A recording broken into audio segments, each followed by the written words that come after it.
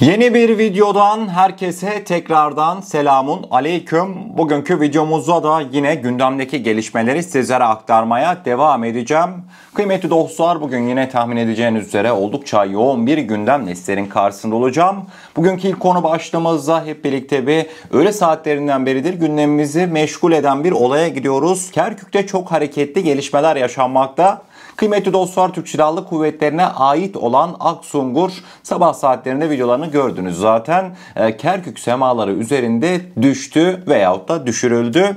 Bugünkü ilk konu başlığımızda bu konuyu derinlemesine ele alacağız. Sizler için çok özel bilgilere ulaştım. Onları sizlerle paylaşacağım. Kerkük semalarında hiç beklenmedik bir şekilde, altını çiziyorum, hiç beklenmedik bir şekilde bir anda karşımıza alevler içerisinde yanan, gökten böyle düşen bir Aksungur gözüktü. Tabii hepimiz şaşırmıştık. Yahu dedik, bunu niye vurdular? Hem de öyle bir günde vurdular ki. Bugün kıymetli dostlar, Katar, Birleşik Arap Emirlikleri, Irak hep birlikte kalkınma yolu projesi için Türkiye'de bir araya gelecektik. Hatta dün akşam saatlerinde haberler karşınıza çıkmıştır. Iraklı 15-50 yaş arasındaki kişilere vizesiz Türkiye'ye girip çıkma hakkı tanındı. Resmi gazetede dün yayınlandı. Yani böyle bir olay yaşanırken neden Irak Kerkük semalarında Türk insan hava aracını vurdu? Bu gerçekten de cevaplanması zor bir soruydu. İlk başta kıymetli dostlar tabi ortaya iddialar atıldı. Neydi o iddialar? Sözde işte tanımlanamayan bir cisim fark etti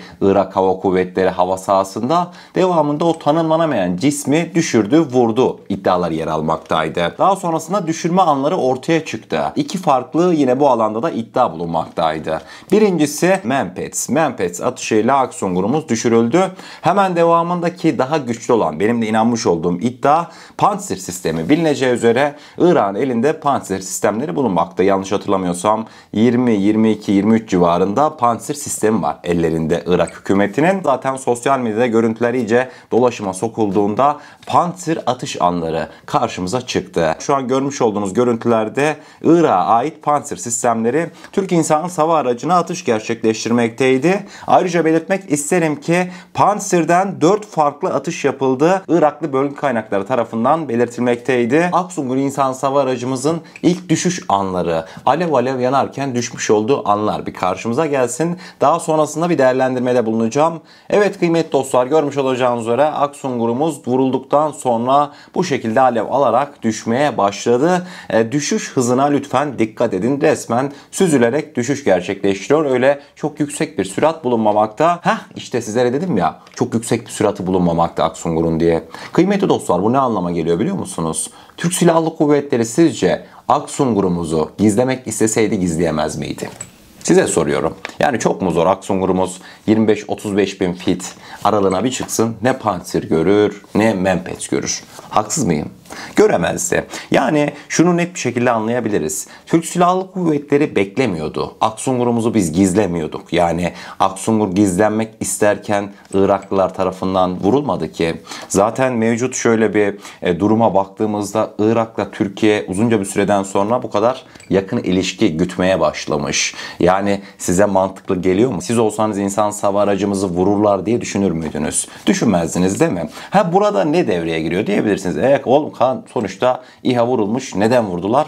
Kıymetli dostlar, şimdi Irak ordusu denildiği zaman, Irak ordusu dediğimiz şey öyle Türk ordusu gibi düşünmemek gerek. Çünkü içlerinde çok böyle paramiliter örgütten sıyrılma tipler de var. Yani anladınız mı? Yani birbirlerine sözleri dahi geçmiyor. Şimdi birazdan Iraklı sözlerine bilmem işte hava kuvvetleri bir şey komutanıymış. Kendini öyle tanıtıyor. Türk insansız hava aracına biz bile isteye vurduk diye ifadeler kullanmakta. İsterseniz bir karşımıza gelsin. Irak'ın ordu örgüt yapısını daha iyi anlayacaksınız. تم اسقاط طائره تركيه مسيره خرقت الاجواء العراقيه من جهه السليمانيه واسقطناها باسلحه وجهود عراقيه وتوجيه من السيد قاضي فعجول المحترم. هذا طائره تركيه مسيره خرقت الاجواء العراقيه من جهه سليمانيه فوق منطقه شيمن. ونحيي سيد كان هناك قصف في منطقه شيمن. هذا نعم اكو كان خرق دم مستمر من هاي الجهه. انا العميد ركن الدكتور عبد السلام حمود رمضان نائب قائد الدفاع الجوي المنطقه الشماليه. Kendileri demiş ya, Süleymaniye tarafından gelen ve hava sahamızı ihlal eden Türk insansız hava aracını düşürdük. Aklıma şu geldi. Çok değil. Şu an var ya, Kerkük semalarında kafanızı şöyle bir kaldırsanız sadece 25-30 tane insansız hava aracını böyle gözünüzle sayarsınız. Radar uygulamalarına girin demiyorum. Yani havada onlarca belki kimliği belirsiz insansız hava aracı Irak'ta gezer. Siz vura vura Türk insansız hava aracını vurdunuz. Akıllara gelen soru bir mesela. Devamında yasaklı bölgeye girdi iddialar üzerine. Irak'ta yasaklı bölge varmış. Duydunuz mu? Ben de duyunca çok güldüm yani. Irak'ta uçuşa yasak olan bir bölge varmış. Ne hikmetse tam da Türk insansız hava araçlarının terör örgütüne en ağır darbeyi vurduğu bölgeler yasaklı bölge olarak kabul ediliyor. Arkada bir tane pişmiş kelle gibi sırıtan bir eleman var. Tabi işlerinde o açıklama yapanlardan bazıları çok mutlu Türk insansız hava aracının düşürülmesinden. O da zaten dikkatlerden kaçmıyor. Dediğim gibi bir ordu düzeni dahi bulunmamakta. Hani bu nasıl resmi açıklama dercesine garip bir ortamda bağıra çağıra miting yapar gibi bir açıklama yapıyor. Tabii Türk insansız hava aracı vurulduktan sonra ne gibi gelişmeler yaşandı? Mesela enkaza ne oldu? Ne mi oldu?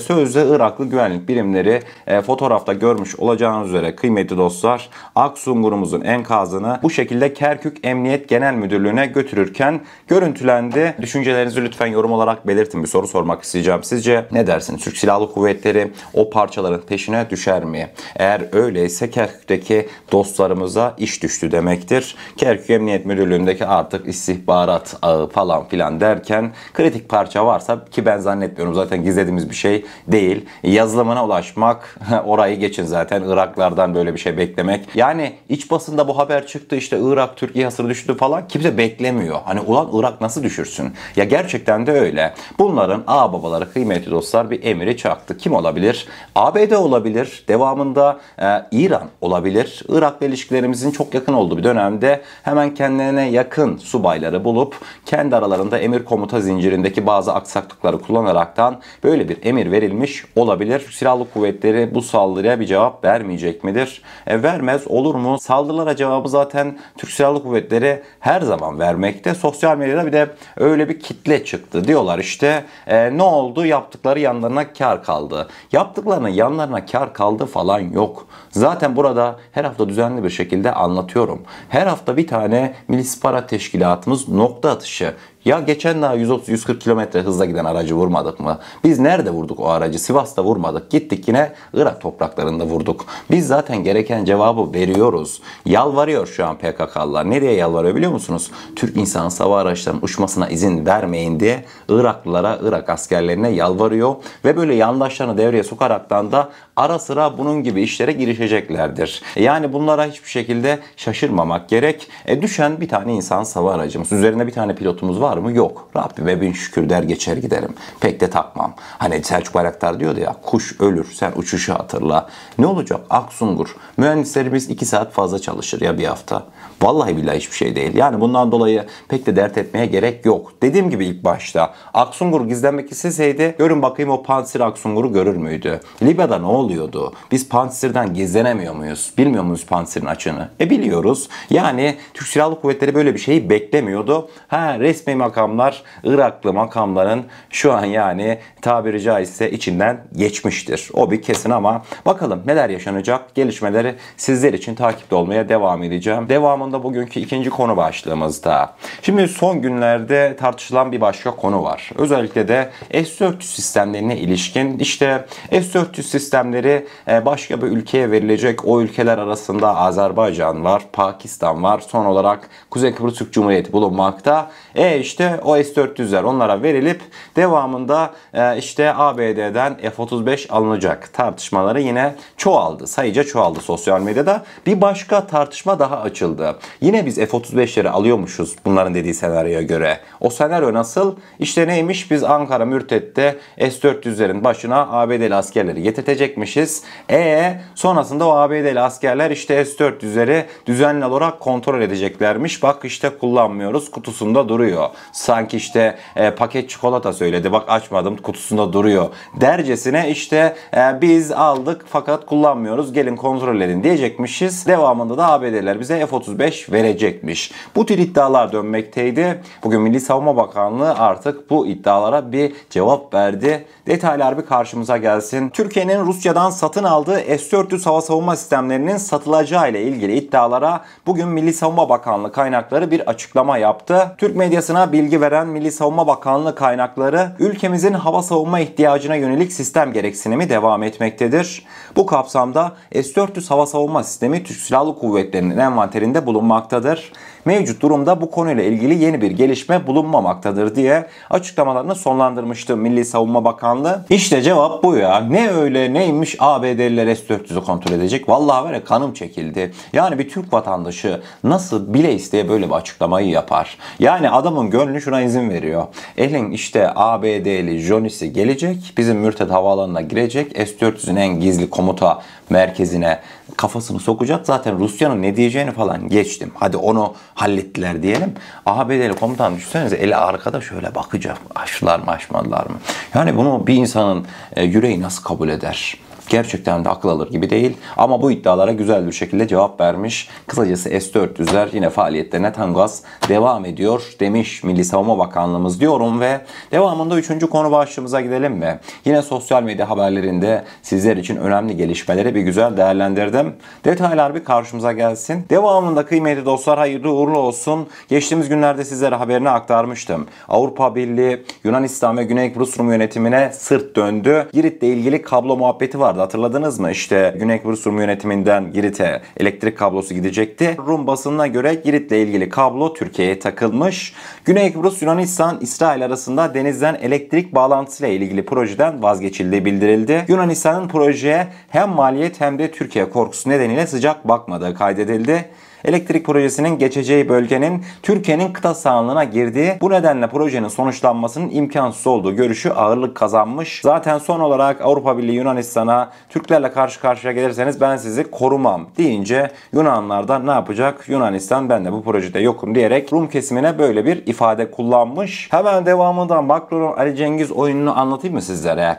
Hatırlanacağı üzere Telegram'ın CEO'su, kurucusu Durov Pavel Fransa'da gözaltına alınmıştı. Azerbaycan'dan Fransa'ya gitmiş olduğu uçuş sonrasında. Durov Pavel'in vermiş olduğu ifadede ilginç detaylar vardı. Neydi? Pavel diyordu ki, beni Fransa'ya Macron çağırdı. Akşam birlikte yemek yiyecektik ama beni havaalanından Macron yerine Fransız polisi aldı dedi. Sinsice Pavel'i aramış Macron Telegram'ın CEO'sunu. Gel demiş bir yemek yiyelim ya. Zaten adam, kıymetli dostlar, şaşırmayın Fransa'ya gitmesine. Fransa ile arası iyi. Ukrayna çatışmasında Ukrayna'yı desteklediğinin haberleri dahi yazılıp çizilmekteydi. Karısı da zaten tam bir Batı uşağı. İsviçre'de mi nerede bu adama işte nafaka tazminatı açmış. Yani karısı İsviçre'de, adamın üzerine oynuyorlar zaten Fransa'da ya. Devamında Macron bu adamı aramış. Gel demiş beraber bir yemek yiyelim. Oturalım sohbet edelim. Yazık Pavel de hemen Bakü'den o heyecanla atlamış binmiş Fransa'ya, bir inmiş. Macron nerede demiş havalimanından indikten sonra. Ne Macron'u demiş. Fransız Özel Kuvvetleri. Adamı yaka paça hemen hapse attılar. Dün akşam 5 milyon euro kefalet ve Fransa dışına çıkmamak kaydıyla serbest bırakılmış ama Batı budur. Gözünün içine baka baka yalan konuşur. Bunların yani hiçbir sözüne güven olmaz. Hiç sözün erleri de değildirler. Tarih boyunca hep böyle oldu. Bundan sonra da böyle olmaya devam edecek diyorum ve bugünkü videomuzun sonuna gelmiş oluyoruz. Eğer kanalımıza ilk defa gelmekteyseniz kanalımıza abone olarak bizlere destek olabilirsiniz. Videomuzu gerçekten beğenmişseniz aşağıda bulunan beğen butonuna basarsanız bizleri oldukça mutlu edersiniz. O zaman ne diyelim? Kendinize çok iyi bakın. Allah'a emanet olun. Her şey istediğiniz gibi olsun. Sağlıcakla.